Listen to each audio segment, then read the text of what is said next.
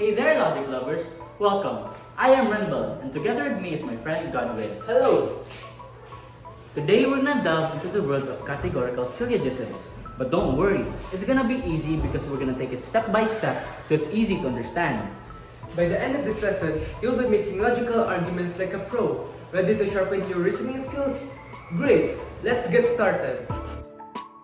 Picture this, all students are ready for their quarterly assessment. Godwin is a student, therefore, Godwin is ready for his quarterly assessment. Seems logical, right? But Godwin has been playing online games this entire week and hasn't even read the first page of his module. You have a point, Renbel. I still have so much to study. Suddenly, our logic doesn't hold up. That's the tricky part of syllogisms. They can be perfectly structured but still lead us somewhere unexpectedly if one detail is off. Today, we will teach you about syllogisms, the parts of categorical syllogism, figure and mood, and valid argument forms. Let's start with definitions. So Godwin, what is a syllogism? Whoa, that's a good question here. Well, a syllogism is an argument consisting of three statements, two premises, and one conclusion. You should know that syllogisms are part of formal logic and therefore are always deductive. Oh, but wait, what is a categorical syllogism then? Now, we'll specifically be concerned with what is known as categorical syllogism. Categorical syllogism, a syllogism consisting of three categorical propositions and containing three distinct terms, each of which appears in exactly two of the three propositions. Let's take a look at this example. Number 1, the first example. All mammals are creatures that have hair. Second example, all dogs are mammals. Number 3, therefore all dogs are creatures that have hair. As you can see, there are three different terms in this argument. These terms are called the major term, which is color blue, the minor term, which is red, and the middle term, which is green. We will color the parts so that you may get a better understanding of the terms. The major term is the predicate term of the conclusion. The term will always be found in the conclusion. This can be seen in the term creatures that have hair. Next, we have the minor terms. The minor terms is the subject of the conclusion. This is the specific thing you're talking about, as shown at the term dogs. Lastly, we have the middle term. This term does not appear in the conclusion. This connects the major and minor terms. It is shown at the term mammals. Here are the examples that are coded so you may get a clear picture of what is formed. Premise 1. All humans are mortal. Premise 2. All Greeks are humans. Conclusion. Therefore, all Greeks are mortal. This question is pretty easy. As you can see, the word mortal is a major term because it will be in the conclusion. Secondly, the word all Greeks is a minor term. Lastly, the middle term is humans as it is not in the conclusion. Second example. Premise 1. All birds have feathers. Premise 2. All eagles are birds. Conclusion. Therefore, all eagles have feathers. As you can see, feathers is the major term, eagles is the minor term, and birds is the middle term. Starting to get the hang of it? Let's try this, but this time, you try to answer. Premise 1. All fruits contain seeds. Premise 2. All apples are fruits. Conclusion. Therefore, all apples contain seeds.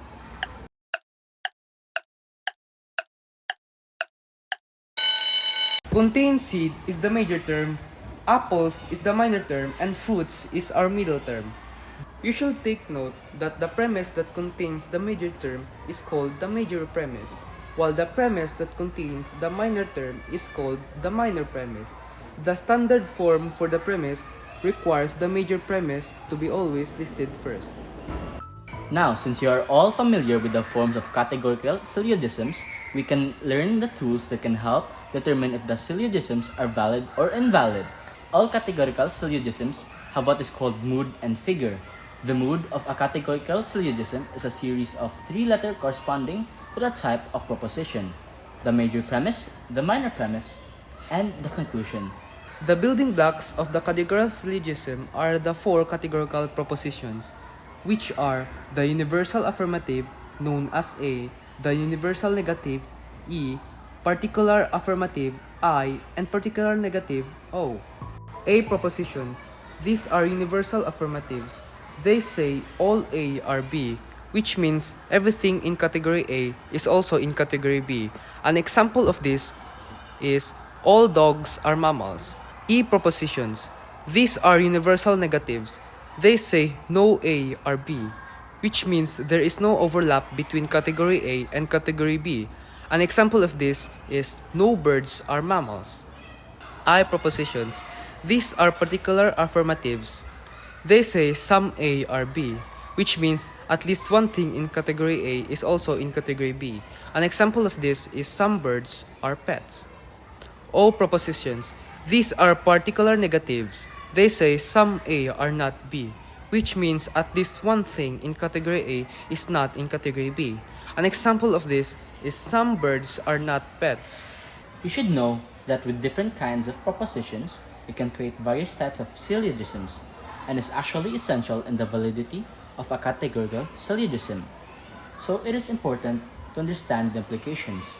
As you can see in the examples, you can see they each have different letter formats. For example, this is an AAA format because they all have universal positive propositions. In premise 1, all mammals are warm-blooded, and premise 2, all dogs are mammals. In conclusion, therefore, all dogs are warm-blooded. As you can see, it fits the format of all A or B. That's why it is a AAA format. In premise 1, no birds are mammals. In premise 2, all sparrows are birds. In conclusion, therefore, no sparrows are mammals. Notice how the first premise fit the formal no of A or B. And the second premise is in a A proposition. Then right back to E, this is why it is an EAE format. In premise 1, all trees are plants. In premise 2, some trees are oaks. In conclusion, therefore, some plants are oaks. Again, notice how it starts with A proposition, then shifts to an I proposition. Now, you should try to answer these. Some fruits are not sweet. All fruits are plants. Therefore, some plants are not sweet.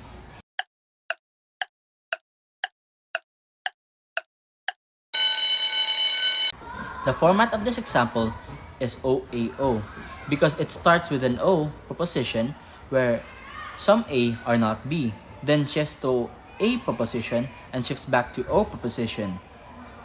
All cars are vehicles. Some machines are not vehicles. Therefore, some machines are not cars.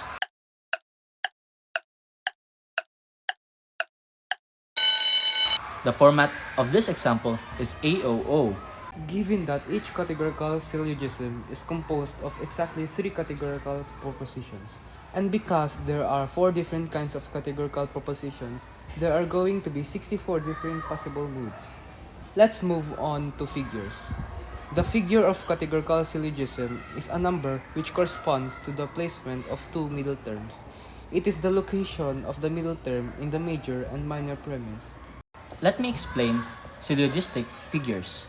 The figure of a syllogism depends on where the middle term M is placed in the 2 premises. There are 4 possible figures. In figure 1, the middle term is on the left in the major premise, P1, and on the right in the minor premise, P2. And in figure 2, the middle term is on the right in both premises. In figure 3, the middle term is on the left in both premises. In figure 4, the middle term is on the right in the major premise, P1, and on the left in the minor premise is P2. This classification is based solely on the position of the middle term in the premises, which helps in understanding the logical structure of the argument. Our last concept for this video is the valid argument forms. Now that we know about the proper forms of categorical syllogisms and also how to assess the mood and figure each argument has, we can use some charts to assess when an argument is valid or invalid. Unconditionally, valid arguments are valid from the Boolean standpoint. They are valid regardless of whether the subject exists. This can be directly checked on a chart of valid argument forms. Conditionally, valid arguments are valid only if the subject of the conclusion exists. Based on the Aristotelian standpoint, for these, we need to check if the subject exists in the real world to determine if the argument is actually valid. All mammals are creatures that have hair. All dogs are mammals. In conclusion, therefore, all dogs are creatures that have hair. The middle term is on the left in the first premise and on the right in the second premise. Since figure 1, AAA, appears on this chart unconditionally valid forms, the argument is valid from Boholian standpoint. Unconditionally valid means that the argument is valid regardless of whether the term represents real or imagined things. No state with coastlines are states that are landlocked. Some US states are states that are landlocked. In conclusion, therefore, some US states are not states with coastlines. This argument has a mood of EIO, and figure 2, the middle term is on the right in both premises. Figure 2, EIO, appears on the chart of unconditionally valid forms, so the argument is valid from the Boolean standpoint. All mammals are creatures that have hair. All dogs are mammals. In conclusion, therefore, some dogs are creatures that have hair. This argument has a mood of AAI and a figure of 1. It is conditionally valid on the Aristotelian standpoint because the universal premises do not imply the existence of particular things. The Aristotelian standpoint assumes that universal propositions have existential import. They imply the existence of the subject. Since the dog exists, the argument is valid. Number 1. All mammals are creatures that have hair. Premise 2. All unicorns are mammals. In conclusion, therefore, some unicorns are creatures that have hair. This is also a figure 1. AI arguments. But the subject of the conclusion, unicorns, does not exist, while figure 1, AAI, is conditionally valid from the Aristotelian standpoint. It requires the subject, unicorns, to exist for the argument to be valid. Since unicorns do not exist, the argument is invalid. Premise number 1. No mammals are reptiles. Premise number 2. Some snakes are reptiles. In conclusion, therefore, some snakes are not mammals. This argument has a mood of EIO and therefore of 3. The middle term is on the left in both premises. Figure 3, EIO, appears on the chart of unconditionally valid forms, so the argument is valid from the Boolean standpoint. Now in this segment, I want you all to grab a pen and any piece of paper because we are gonna have a little quiz to see how much you guys have learned. In this quiz, you will be identifying the major, minor, and middle terms. You will also be identifying the type of propositions that was used in the premise. Finally, you will identify if it is valid or invalid syllogism. Let's start. Number 1. All triangles have 3 sides. A square is not a triangle. Therefore, a square does not have 3 sides. Number 2. Foods that are not fruit are not sweet. Vegetables are not fruits, therefore vegetables are not sweet. Number 3. Some mammals are not domesticated. All lions are animals. Therefore, some lions are not domesticated. Number 4. No fish are mammals. All salmons are fish. Therefore, no salmon are mammals. Number 5. All books tell a story. The Hobbit is a book. Therefore, The Hobbit tells a story.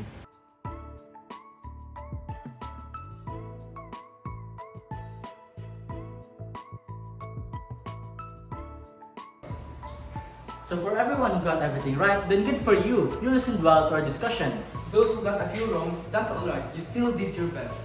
But for those who got the majority wrong, then please watch the video again. Just kidding, but not really. Time to wrap up this video. We hope you all learned something from this video and use that to your advantage. Here's Renval and Godwin signing off. See you next time.